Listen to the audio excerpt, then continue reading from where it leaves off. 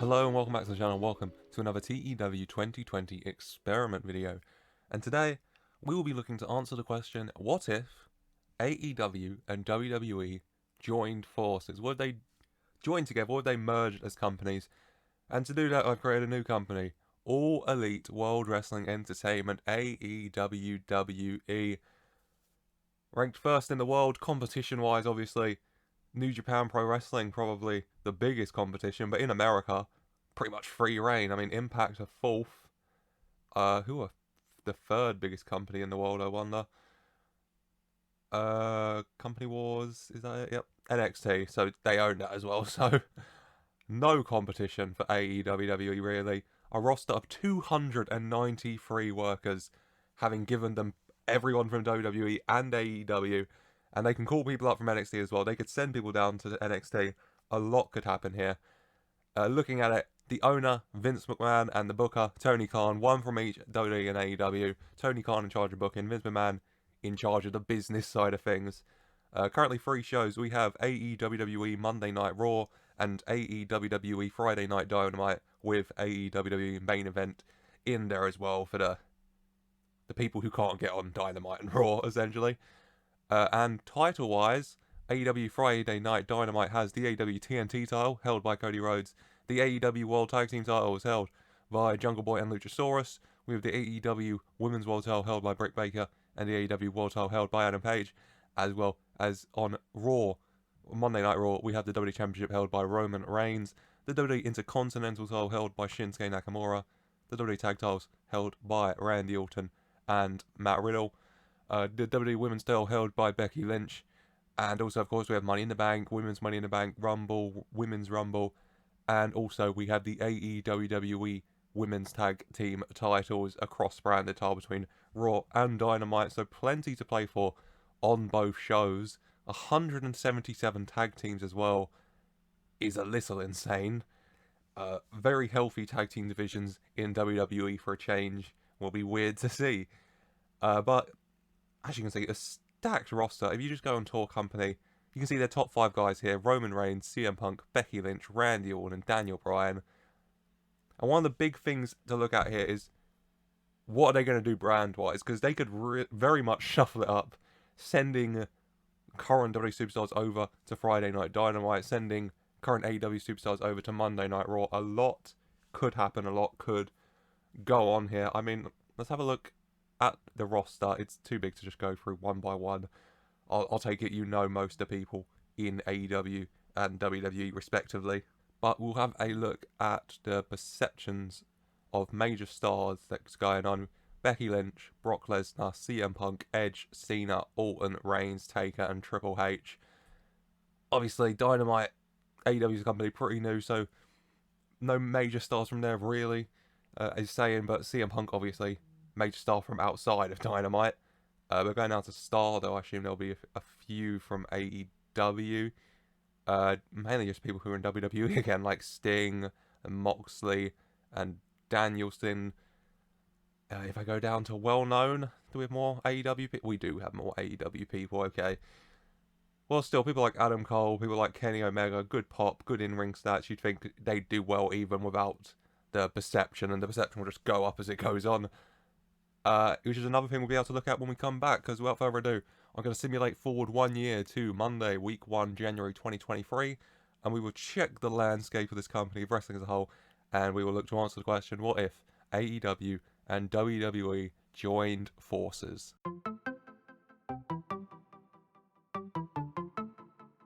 And here we are, Monday, week 1, January 2023, 1 year later. And going over the year-end awards, as usual, Wrestler of the Year, CM Punk, obviously having a good time of things over in AEWWE. Company of the Year is AEWWE, unsurprisingly, not much competition anymore. Tag Team of the Year belongs to The New Day, Kofi Kingston and Xavier Woods.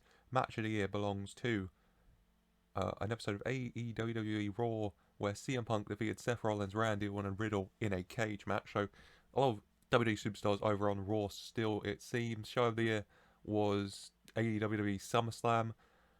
Young Wrestler of the Year goes to Kento Kaboom.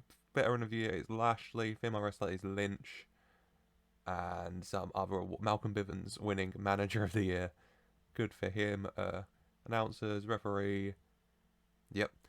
Uh, One thing I will do before we go over everything else, I'll just show you the pay-per-view lineup because I did change some of the pay-per-view names.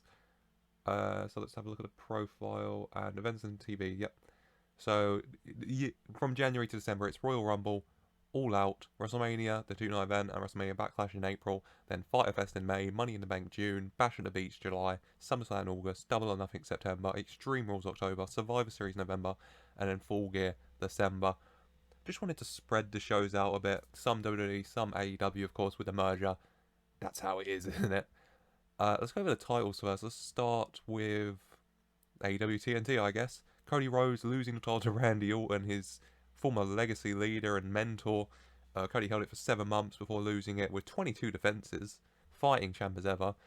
Randy Orton winning it in July and losing it in November, so about a 4-month reign with 12 defenses, a fighting champ again as well. To the current champion Seth Rollins, so Superstar's definitely going over to the Dynamite side of things from WWE. Randy Orton, WWE legend, doing it, and Seth Rollins as well. Held it off for 49 days and made 6 defenses, so very much a fighting champ. And let's look at a comparison. The Intercontinental on Raw. The champion was Nakamura. He held it for 1 week short of a year before losing it to Sami Zayn. Sami Zayn held it for 3 months before losing it to the current champion Jungle Boy, who's held it for about 2 months and made 1 defense. A lot less defenses on the Raw side of things, as Jungle Boy is the champ. So a WWE Superstar holding the AEW TNT title and an AEW Superstar holding the WWE Intercontinental title, switching things up a bit. Do the tag team now, with the WWE tag team titles belonging to Dominic and Rey, the Mysterios. Champion-wise, Orton and Riddle, RK Bro, held it till March, so about 7 months, losing it to Ziggler and Rude, the Dirty Dogs. Held it till August, so they held it for about 5 months, losing it to the current champions, the Mysterios, who've held it for about 4 months for 9 defenses, having a nice little reign with the belt, the father and son duo. Whilst on the AEW side of things, the AEW World Tag Team Champions are the New Day, Kofi Kingston and Xavier Woods, the Tag Team of the Year, of course. Champion-wise, Jungle Boy and Luchasaurus held it for 2 months before losing it to Paul White and The Miz. So Big Show and Miz. Jeremiz is back. Was it Jeremy? No, it wasn't. It was a awesome show, wasn't it? Yeah, awesome show. I just remember the mashup theme song more than the name, but reforming to win the AEW World Tag titles, holding it till August, then vacated. So I'll assume someone got injured after their 5-month reign. The vacant titles won by the New Day, though, holding it for 128 days, holding it for just over 4 months so far, with 11 defenses, doing well with those belts, the New Day, adding another tag title to their ever and growing impressive collection. Then on the women's side of things, the AEW Women's World title belonging to Becky Lynch. Champions Britt Baker held it for a few weeks from where we started, held it till January, so about 8-month reign for her. Lost it to Naomi. Naomi holding it for 6 months with 16 defenses. Very well done for Naomi. Lost it to Penelope Ford, though. Penelope Ford holding it for about just over a month. Yeah, nearly 2 months in her defense with 4 defenses. Penelope Ford, the first AEW superstar to win an AEW title, I think, because Cody lost it to Orton and then Rollins, the WWE guys. Tag-wise, Paul White, I guess, counts, but he was with The Miz, so Penelope Ford doing well, but then losing it to the current champion, Becky Lynch. 120, about 4 months as champ, with 11 defenses, doing very well, Lynch. Whilst the WWE Women's title was held by Charlotte Flair. The champion started on Becky Lynch. She held it till July, so Becky Lynch, a 9-month reign before jumping to AEW to win their title. I mean, what's the difference? She lost it at the beginning of July, and then she won this at the end of August, so yeah, about 2 months. Becky Lynch lost her belt on the same night Penelope Ford won hers, and then Becky Lynch won her belt, so good for her. Lynch losing it to Charlotte, who's held it for just over 5 months with 14 defenses, doing well with the belt. And finally, the World titles, the AEW World title held by Big E. Adam Page held it till March, a 5-month reign, but he lost it to Big E, who's held it ever since. 9-month reign for Big E so far, 254 days, 16 defenses. Big E doing very well with that AEW Championship. How's the prestige doing? It's definitely raising. It's gone up 4 so far, so doing well. whilst the WWE title was held by CM Punk, the superstar of the year. Roman Reigns holding it till June, 6 months with the belt, with 11 defences, having a good run before losing it to CM Punk. Held it for just over 6 months, 175 days, 10 defences, doing well. CM Punk, WWE champion again, a 4-time WWE champion now. Whilst what we got? We got the women's tag, the AEWWE women's tag team at that. What are we looking at here? Carmella and Queen Zelina held it till April, so 5 months with 5 defences. Lost it to Ruby Soho and Liv Morgan, the Riot Squad getting together. Another AEW WWE crossover. Held it from April till July, so 3 months with the belts. Riot Squad fighting again, a tag title reign's totally okay in my book. Before they lost it to Natalya and Tamina for their second run, holding it July to December, doing long reign with that belt. 5 defences in 5 months before losing it to the current champs, Rhea Ripley and Bianca Belair. The final 2 in the 2020 Rumble, both having their crowning moments at WrestleMania 37 as well. Joining forces to win the women's tag titles. Sounds good to me. And then Money in the Bank wise, women's Money in the Bank was won by Charlotte Flair, of course, and the men's Money in the Bank was won by Roman Reigns, whilst Royal Rumble's women's was won by Bianca Belair, a 2-time Rumble winner now, 2 years in a row as well, really good from Bianca, whilst the men's Rumble was won by CM Punk. All doing really well. Looking at the roster, let's have a look if anyone's moved up to major star on the AEW side. Major stars, well, there's a lot less of them at this point, but Becky Lynch, Big E, Charlotte Flair, CM Punk, Randy Orton, and Roman Reigns are the big stars of this company. I'm sure the tour company page will reflect that. No changes here. The only changes is in the movement. I think it was Roman, CM Punk, Becky, Orton, Bryan, and now it's Punk, Becky, Reigns, Bryan, Orton. So just moving around, but staying generally the same. Let's have a look at some of the big events. We'll look at WrestleMania first. WrestleMania Night 1. A main event by Roman Reigns defeating Riddle, Rollins, and Orton in a cell match to retain the WWE title. Big E defeated Page and Moxley for the AEW World title. Him having his crowning moment at Mania, beating Page and Moxley. Whilst Lynch retained her WWE Women's title against Sasha Banks. A lot of good matches on this card, to be honest with you. Show Miz, that was their name. It was Show Miz. Oh, I'm glad they told me that. It's going to annoy me. WrestleMania Night 2, Roman Reigns defeated Riddle and Rollins to retain the WWE title. Big E defeated Moxley by countout to retain the AEW World title.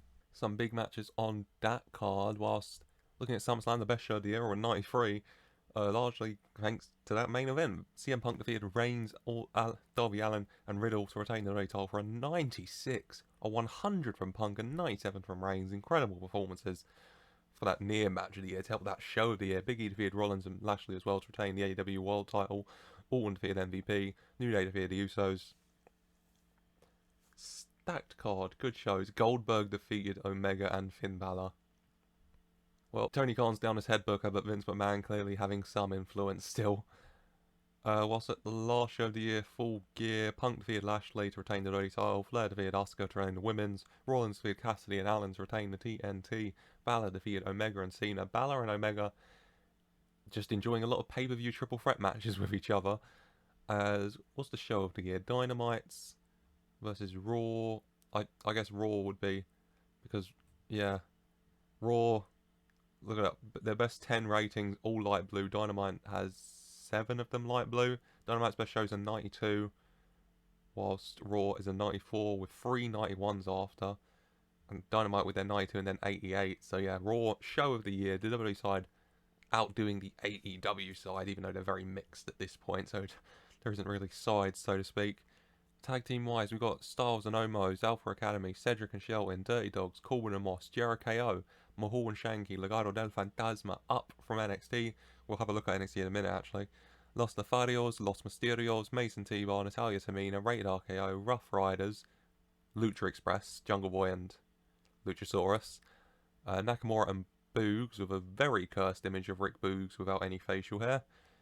Show Miz, of course, Team Hell No, Golden Truth, New Day, Revival, Riot Squad, Shield, and the Viking Raiders.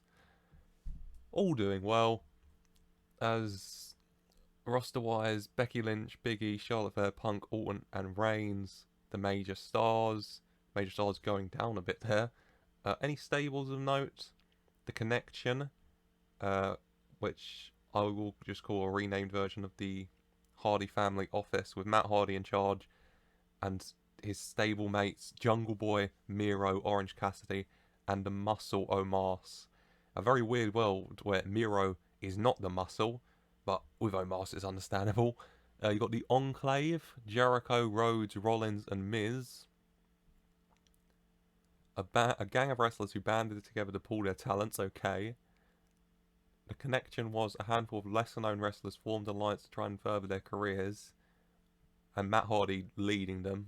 He's not said as the leader, but headcanon it. And we got the Pod, a gang of wrestlers who banded together to pool their talents. Paige, Styles, and Riddle. A cowboy, a southern boy, and someone who likes the high life, we'll say. Fun stables there. Let's have a look at NXT, see if anyone got sent down, sent up. Let's have a look. Look at the titles. Cruiserweight title, Strong to Edris Enough to Dunn to Draco Anthony. Women's tag, Toxic Attraction losing it to Katie Catanzaro and Kaden Carter. Team TikTok, Team Ninja, whatever you want to call them. And then they lost it back to Toxic Attraction, Gigi, and JC. The men's tag team, Imperium held it the whole year, a dominant reign. North American champ is Carmelo Hayes. He lost it to Cameron Grimes. Cameron Grimes held it for 6 months. It was vacated because I'll assume Cameron Grimes was called up to the main roster. And then Carmelo Hayes won the vacant belt, 2-time champ. Women's title held by Mandy Rose. She lost it to Mila Milani back in April. She held it for 4 months, but then she lost it to Mandy Rose. Toxic Attraction, all members of Toxic Attraction losing their belts, but then winning them back, all being 2-time champs now. Whilst the NXT title is cursed. When you just look at this recent run, Samoa Joe, he vacated it. Ciampa winning it in real life, that's where we slave it. And then in April, he vacates it. I'll assume he got moved up. Joe won the vacant title. It was vacant for 4 months before Joe won it. Joe held it for 2 months before vacating it. And it's Samoa Joe, so injury or call-up is the question. Vacant for another month. Won by Dexter Lumis. Dexter Lumis holding it for 3 months. And then it's vacated for a call-up, I'll assume. Yep, Dexter Lumis recalled, so that's why he's gone and it's vacated. Samoa Joe's still on the brand, so I'll assume, yep. Samoa Joe injured, torn pectoral, who's out for 2 months. He's back in the ring now. So I was vacant. He could reclaim it very easily for his, 4th title? 5th NXT title run. Jesus. Whilst Ciampa, I mean, I can type his name, but I'll just assume because it's Tommaso Ciampa he was called up. He was. How's he getting on over in AEWWE? Probably easy if I do that. 8 wins, 4 losses. Doing pretty well overall. A positive record, at least 2/3 victories to 1/3 losses.